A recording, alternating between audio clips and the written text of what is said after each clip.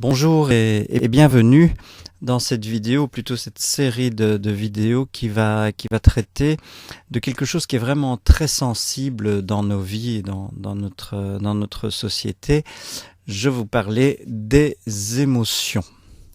Alors, quand on dit émotion, il y a quelque chose qui gratte en nous, il y a quelque chose d'un peu problématique qui se soulève. D'ailleurs, les émotions sont souvent vécues comme quelque chose de problématique.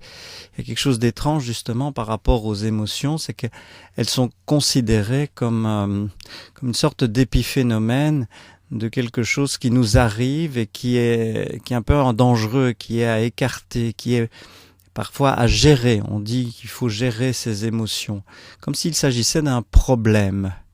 Alors ce qu'on va voir dans la suite, c'est dans la vision que je vous propose bien sûr, c'est que c'est plutôt l'inverse. Le problème serait de considérer les émotions comme un problème. Plus loin de pourquoi les émotions ont été ainsi mal considérées dans notre façon de vivre. Alors la suggestion ici, c'est de dire que les émotions, en réalité, sont nos instruments de navigation dans notre vie dite ici-bas. Nous sommes dans l'incarnation, nous sommes dans un monde d'espace-temps matière, c'est l'expérience que nous vivons. Et pour naviguer dans cette expérience, pour s'orienter dans cette expérience, nous avons les émotions. Alors, c'est assez paradoxal parce que ça voudrait dire que mettre les émotions de côté, ça correspondrait à naviguer sans consulter ses instruments de bord. Et aucun navigateur ne ferait cela, bien sûr. Imaginez que vous êtes au volant d'un véhicule automobile et que vous n'avez aucune idée de la vitesse à laquelle vous roulez, d'à combien de tours minute votre moteur tourne, de l'essence qui vous reste, et de tas d'autres paramètres, s'il y a encore de l'huile dans le moteur, etc., qui sont nécessaires pour voir où on va et pour que la conduite se passe de façon fluide, facile.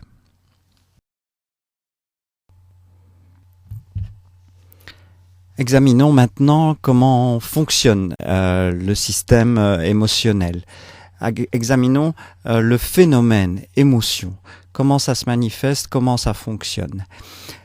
Alors, il y a deux aspects aux émotions. Il y a tout d'abord un ressenti. Nous ressentons quelque chose dans notre corps, dans notre conscience.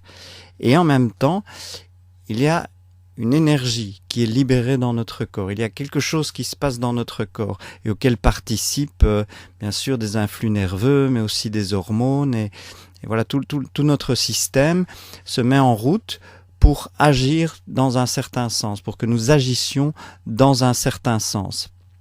Alors, par exemple, l'émotion de la colère, elle libère en nous une énergie vraiment formidable, colossale, pour intimider ou combattre.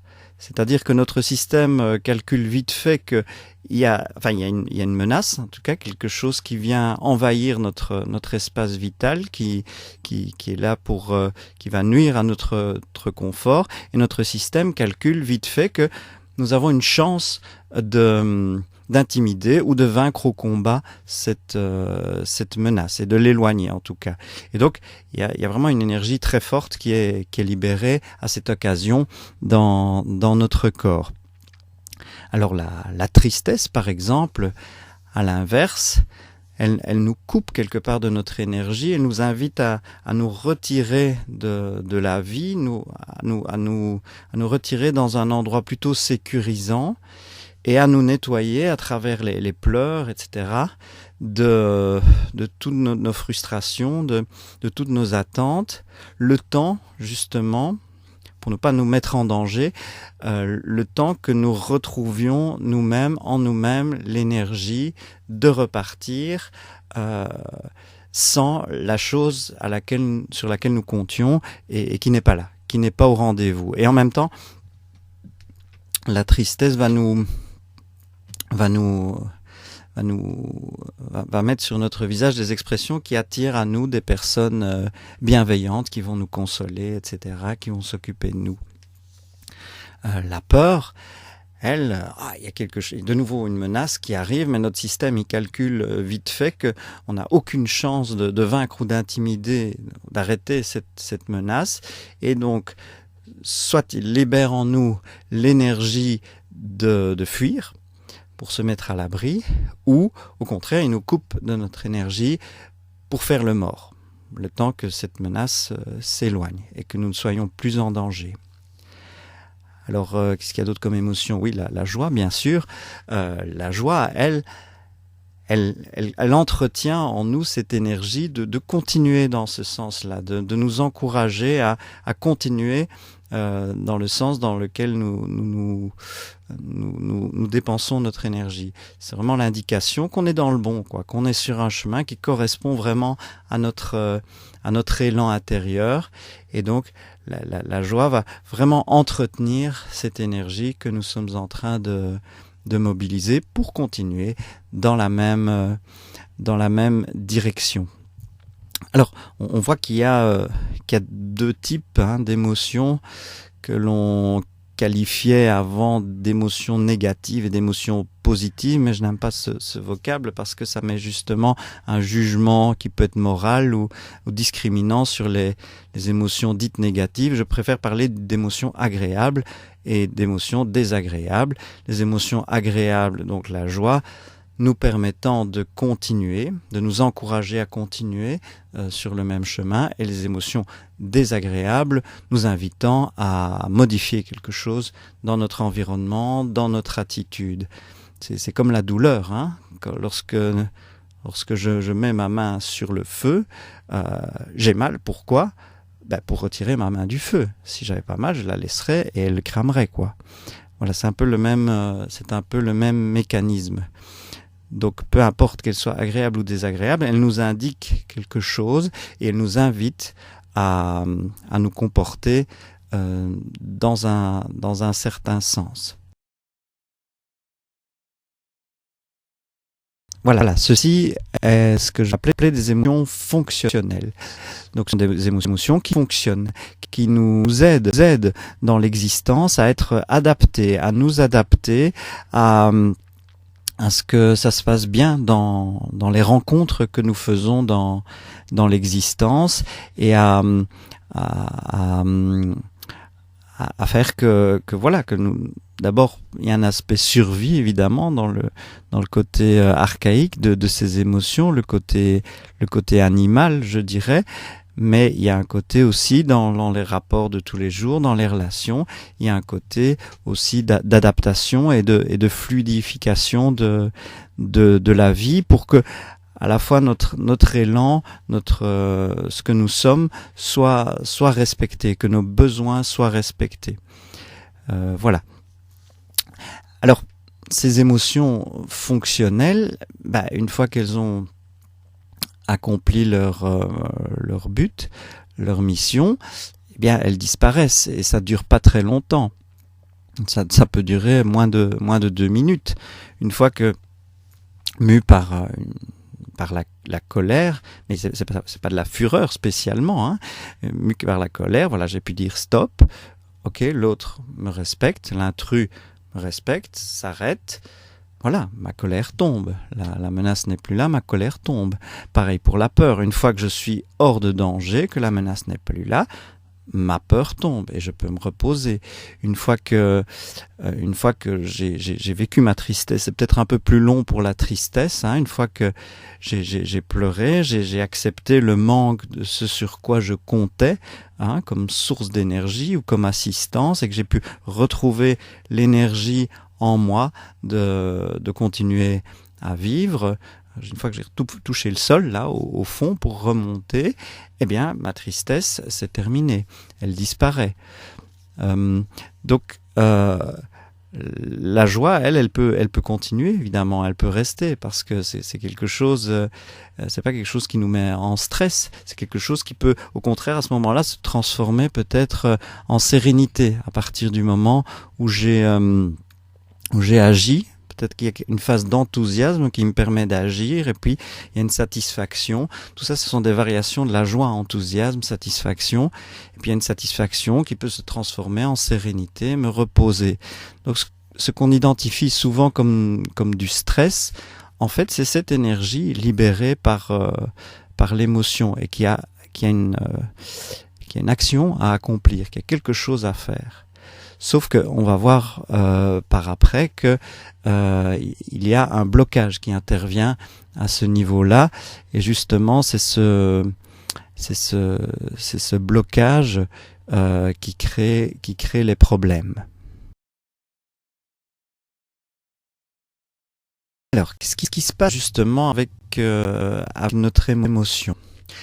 Notre émotion à l'occasion d'un incident de l'existence, et ça se fait dès les premiers jours de l'existence, hein. Et donc c'est spécialement dans la toute petite enfance que ça se cristallise, à un moment où peut-être les émotions sont un peu moins distinguées, plus confondues. Il y a l'émotion est là, donc j'ai peur, ou je suis fâché, ou je suis triste, et donc ce sentiment monte en moi, cette émotion est libérée dans mon corps, et qu'est-ce qui va se passer? Il y a un commandement venu de l'extérieur qui va dire stop, qui va casser ça, qui va dire non, tu n'as pas le droit de ressentir ça, et tu n'as pas le droit de faire ça, de suivre, de laisser se déployer cette énergie en toi et l'action vers laquelle elle se dirige. Et donc ce commandement, il est véhiculé par la culture, par l'environnement, par l'éducation. C'est arrête de pleurer. C'est non, on ne se met pas en colère. C'est mais non, tu n'as pas peur. Je suis là, tu n'as pas à avoir peur, tu ne dois pas avoir peur. Des choses comme ça, toutes simples, hein. Mais non, ne sois pas triste. Voilà, des choses tout à fait anodines qui, au cours de notre vie, et pas seulement au début de notre vie, mais qui, tout au long de notre vie, vont venir interférer et interrompre le processus émotionnel. Alors, qu'est-ce qui va se passer? Pour ne pas être rejeté ou abandonné, nous allons en effet interrompre le processus émotionnel.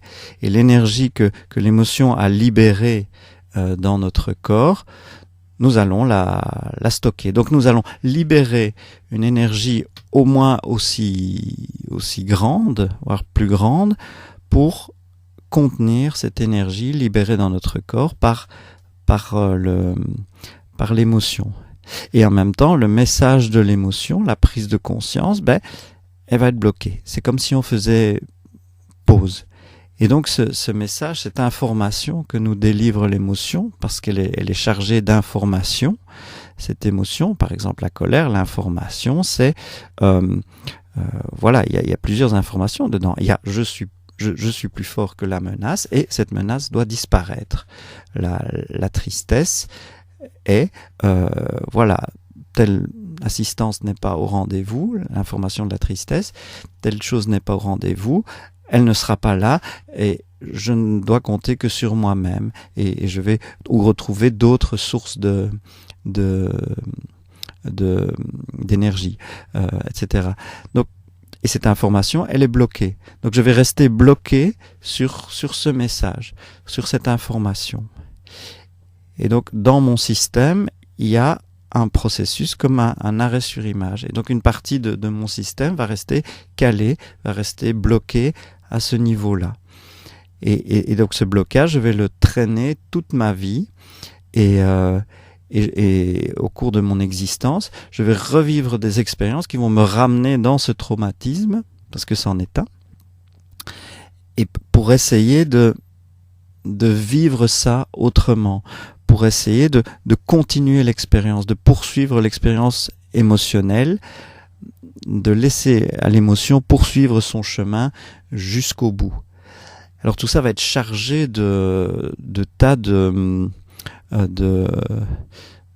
justifications, de pensées. On va mettre des scénarios là-dessus, on va mettre des rôles, on va mettre des triangles dramatiques, souvent, hein, bourreau, victime, sauveur, qui expliquent ce qu'on est en train de vivre, et on va se mettre dans un rôle privilégié. Par exemple, s'il y a une colère bloquée, on va pouvoir se mettre dans le rôle du bourreau, hein, et exercer cette colère tout le temps, et être possédé par cette colère, et avoir besoin de l'exercer, mais sans chaque fois la résoudre. Ou si c'est une tristesse, on va être par exemple dans le sauveur ou la victime, enfin peu importe, il y a toute une plomberie émotionnelle là qui fait que cette énergie, elle doit trouver un chemin pour s'exprimer, et elle va essayer de trouver un chemin pour se résoudre aussi, pour aller jusqu'à sa résolution. Donc on va évidemment avoir l'impression qu'on vit toujours la même chose, et on va le vivre avec l'intensité de l'expérience originelle. Voilà d'où naissent les traumatismes et nos blocages, qui en réalité sont des blocages au niveau du flux du processus émotionnel.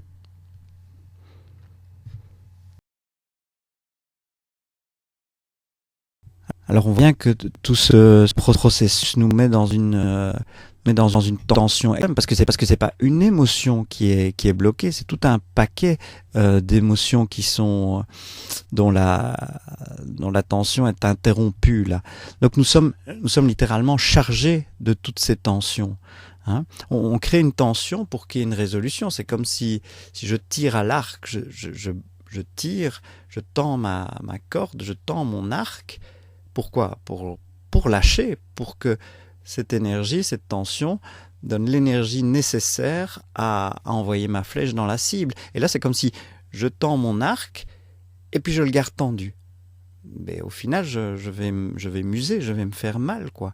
Et en plus, ce qui se passe, c'est que je vais peut-être je vais peut-être donner cette tension à quelqu'un d'autre. Donc, je vais repasser l'arc tendu à quelqu'un d'autre aussi.